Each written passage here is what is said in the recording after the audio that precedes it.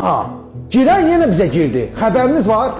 O deputat Elşad Musayev təklif edib ki, gəlin hər bir maşının yiyəsindən 10 manat vergi tutaq. İnanmırsınız?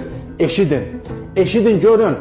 Bu acgözlər, bu oğrular, bu başıboşlar Azərbaycan xalqını necə talan edir, necə bizim cibimizə girir və bizim pullar hesabına büdcəni doldurur. Millət vəkili Elşad Musayev komitə iclasında bununla bağlı təklif irəli sürüb.